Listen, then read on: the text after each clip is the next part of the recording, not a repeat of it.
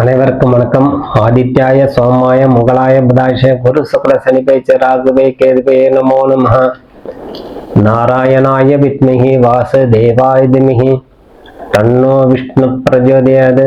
நாராயணனுடைய அனுகிரகத்தால் பாலத்தினுடைய திருவருளால் முருகப்பெருமான் ஆசை கொண்டு கும்பராசிக்கு இந்த வாரத்துக்குண்டான பலன் 24/5/2026 முதல் 30/5/2026 வரைக்குண்டான கும்பராசிக்கு. கும்பராசியில் அடங்கிய நட்சத்திரம் அவிட்டம் நட்சத்திரம் 3ஆம் பாதம் 4ஆம் பாதம், சதயம் முழு நட்சத்திரம், புரட்டாதி நட்சத்திரம் 3 பாதங்கள் அடங்கியது கும்பராசி. உங்க ராசிநாதன் 2ஆம் இடத்துல 7.5 சனி பாத சனியாக உள்ளது. 4ஆம் இடத்துல சூரியன் புதன் நல்ல ஒரு தருணம். 7ஆம் அதிபதி 4ஆம் இடத்துல குடும்பஸ்தானத்துல இருப்பது. ஆகவே இந்த வாரம் உங்களுக்கு திங்கட்கிழமை முதல் பகல் 1:25 முதல் புதன்கிழமை இரவு 9:25 வரை உங்களுக்கு சந்திராஷ்டமம். திங்கட்கிழமை முதல் புதன்கிழமை இரவு வரை சர்வ ஜாக்கிரதையாக இருந்து வரணும். சந்திராஷ்டம காலம். பயணங்கள் மேற்கொள்ளும் போது கூட்டு முயற்சியோடு செல்வது சிறந்தது. அதே போல் நண்பர்கள்ட்டையும் சரி, சக ஊழியர்கள்டையும் சரி பேசுவது சற்று கவனமாக இருப்பது சிறந்தது. 3ஆம் இடத்துல இருக்கக்கூடிய செவ்வாய் மன வேகத்தை கொடுப்பார். ஆகவே இந்த சந்திராஷ்டம காலம் அந்த மன வேகத்தை தடுத்து ஆட்கொள்ள வேண்டும். ஆகவே சந்திர பகவான் கன்னியா ராசியில செல்லும் உங்கள் சந்திராஷ்டமம். ஆகவே சற்று நிதானமாக இருந்து கவனத்துடன் செயல்படுவது கால சிறந்ததாக அமையும். ஆகவே உங்களுக்கு இதுவரை 5ஆம் இடத்துல இருந்த குரு பகவான் செவ்வாய்க்கிழமை முதல் 6ஆம் இடத்துல உச்ச பலத்தோட அமருகிறார். 6ஆம் இடத்துல அமர்ந்தாலும் உங்களுடைய தனஸ்தானத்தை பார்ப்பார் 9ஆம் பார்வையாக. ஆகவே உங்களுக்கு சற்று ஏற்ற இறக்கம் இருந்தால், சனி பகவான் 7.5 சனியாக இருந்தாலும் ஒரு உயர்வே கிடைக்கும். சூரிய பகவான் புத பகவான் உங்களுக்கு பலமாக இருப்பது சிறந்தது. சொத்துக்கள் சேரும். செவ்வாய் பகவான் 3ஆம் இடத்துல, சுக்கிரன் 5ஆம் இடத்தில், 6ஆம் இடத்துல குரு சென்றாலும் சுக்கிரன் உங்களுக்கு வலுவாக தரணும். ஆகவே சொத்துக்கள்லாம் லாபத்தோட, பழைய வீடாக இருந்தாலும் லாபத்தோட கிடைக்கும் உங்களுக்கு. நீண்ட நாள் நீங்க எதிர்பார்த்த இந்த ஏரியால நம்மளுக்கு வேணும், எது கிடைச்சாலும் பரவாயில்லன்னா ஒரு அடுக்குமாடியாக இருந்தாலும் சரி, ஒரு இண்டிவிஜுவலாக இருந்தாலும் சரி வாங்கிடலான்னு வரும்போது உங்கள் ஒரு பழைய வீடு அமையக்கூடிய வாய்ப்பு கொடுக்கும். அதை முறையாக பேசி முடித்துக் கொள்வது இந்த காலத்தில் உங்களுக்கு நல்ல ஒரு சொத்து சேரக்கூடிய தன்மையாகவே அமையும். சனி 2ஆம் இடத்துல இருப்பதால் புதிய வீடோட கொஞ்சம் பழைய வீடு வாங்கிக் கொள்வது சிறந்தது. அல்லது காலி நிலமாக வாங்கிக் கொள்வது, மனை வாங்கிக் கொள்வது சிறந்தது.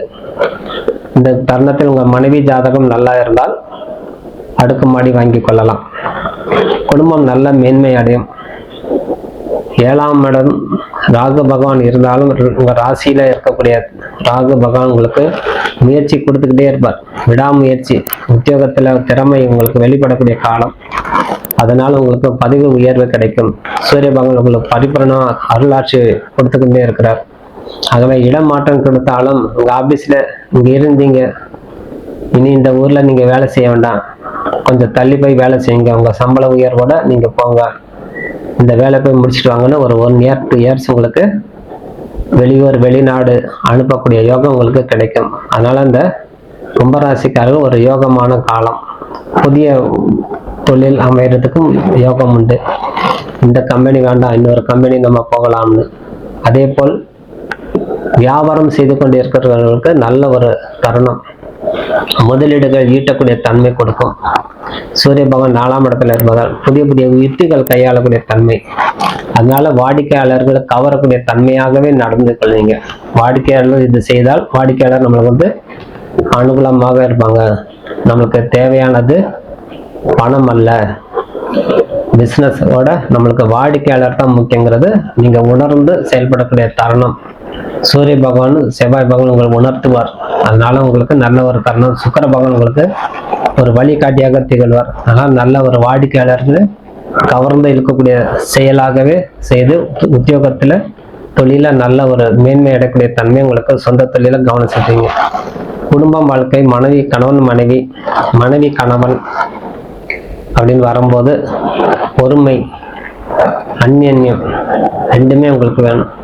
அன்போட இருந்து பொறுமையாக இருந்து சில பிரச்சனைகளை, குடும்ப பிரச்சனை மேலோங்கி வராமல் பார்த்துக்கொள்ளணும். அதுவே சற்று மௌனமாக இருந்து வருவது இது. குடும்பஸ்தானத்துல சனி பகவான் இருக்கிறதால் தனம், வாக்கு, குடும்பம், அவசரமாக வார்த்தைகள் வெளியே பேசாமல் இருப்பதே சிறந்தது.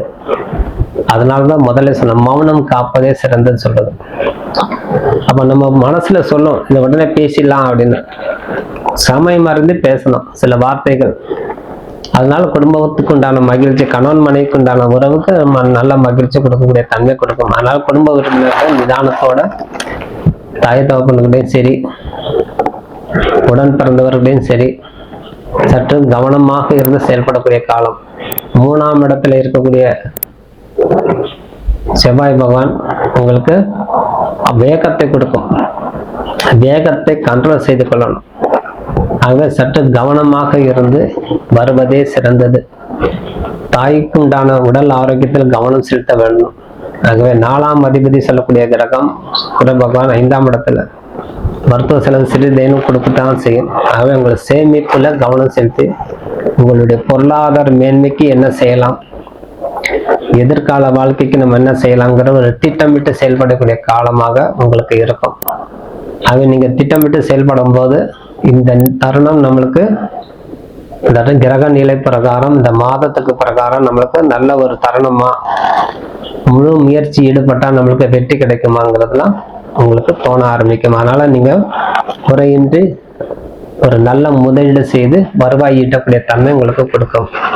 ஆகவே உடல் ஆரோக்கியத்துல கவனம் செலுத்தணும். நகைகள் வாங்கிக்கலாம், வீடுகள் வாங்கிக்கலாம், வாகனங்கள், பொது வாகனங்கள் வாங்கி கொள்ளக்கூடிய யோகம். ஆடம்பர செலவு மட்டும் தவிக்கணும். புதிய புதிய பொருட்கள் வந்து சேரக்கூடிய தன்மை. இருப்பினும் ஆரோக்கியத்துல கவனம் செலுத்தணும். நீங்க வாய்வு தொந்தரவு வராமல் பார்த்துக் கொள்வது. அடிக்கடி வாய்வு பிடிக்குது, ஏதேனும் சாப்பிட்டா நம்மளுக்கு வந்து செரிமானம் ஆக மாட்டேங்குதுன்னா உணவுல நீங்க கட்டுப்பாடோட செய்து கொள்வது சிறந்தது. ஆகவே வயிறு உபாத்தை இல்லாமல் பார்த்துக்கொள்ளணும். இதனால் உங்களுக்கு வயிறு உபாத்தைக்கு உஷ்ணத்தால் ஏற்படும். உங்க ராசிக்கு 4ஆம் இடத்துல சூரிய பகவான் இருப்பதால், அருகாமையில் செவ்வாய் இருப்பதால் உஷ்ண ரோகத்தால் சற்று பிடிக்கப்படும். அதனால விழிப்போட உணவுகள் கட்டுப்பாடோடு வைத்துக் கொள்வதே சிறந்தது. மாணவ மாணவிகள் நல்ல ஒரு கல்வியில கவனம் செலுத்தலாம். கூடுதல் கவனம் செலுத்தி அவங்க படிக்கும் போதுதான் அவங்களுக்கு நல்ல ஒரு லாபம் ஈட்டக்கூடிய தொழில் சார்ந்த படிப்பு எடுத்து படிக்கக்கூடிய தன்மை கொடுக்கும். இந்த படிப்பு எடுத்தா ஃபியூச்சர்ல நல்லா இருக்கும் அப்படின்னு கெஸ் பண்ணணும். எல்லாம் ஒரே படிப்பு படிச்சு என்ன பிரயோஜனம்? ஒன்னொன்னு ஒரு காலம். நம்ம தகுதிக்கு என்ன படிப்பு படிக்கலாம்? இன்ஜினியரிங் படிக்கலாமா, டாக்டர் ஆகலாமா, ஐஎஸ் ஐபிஎஸ் படிக்கலாமா அப்படிங்கலாம் நம்ம வந்து முயற்சியில் ஈடுபடும் போது அது எதிர்பார்த்த கனவு நம்மளுக்கு நிறைவேறணும். நம்ம நீண்ட கால கனவு நிறைவேறணும். அப்ப அதுக்கு தகுந்தபடி பொருளாதாரம் வேணும். படித்தால் மட்டும் போதுமா? பொருளாதாரம் வேணும். அந்த பொருளாதாரத்துக்கு ஏற்றபடி நீங்க படிப்பு தேர்வு செய்து கொள்வது இந்த மாணவ மாணவிகள் சிறந்ததாக அமையும். அவை மதிப்பெண் பட்டியல் அடிப்படையில உங்களுக்கு ஏற்ற இறக்கம் கொடுத்தாலும் மன தைரியம் உங்களுக்கு அதிகமாகவே இருக்கும். ஜெயித்தே காட்டணும் அப்படின்ற மாணவ மாணவிகள் இருப்பீங்க. ஆகவே இந்த காலத்தில் நீங்க செவ்வாய்க்கிழமை, சனிக்கிழமை விநாயகர் பெருமான் தொடர்ந்து வழிபாடு செய்யணும். சனிக்கிழமை நல்லெண்ணெய் தீபம் கண்டிப்பாக சனி பகவானுக்கு ஏற்றிட்டு வாங்க. நல்லெண்ணெய் தீபம், செக்கெண்ணெய் சொல்லலாம், எள்ளெண்ணெய் அப்படின்னு சொல்ல, எள்ளெண்ணெய் கேட்டு வாங்கிங்க. எள்ளு தீபம் ஏற்றி வரலாம். சனிபகவான் நவகிரக பீடை விளைக. நவகிரகத்து ஒரு முறை பால் அபிஷேகம் செய்து கொள்ளுங்க.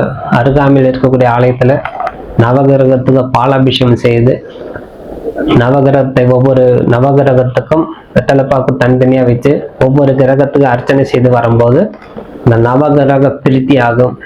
அதெல்லாம் செய்து வரும்போது சனி பகவானுக்கு நல்லெண்ணெய் தீபம் ஏற்றி வரும்போது உங்களுக்கு மன அமைதி கொடுக்கும் சொல்லி விடைபெறுகிறேன். நன்றி, வணக்கம்.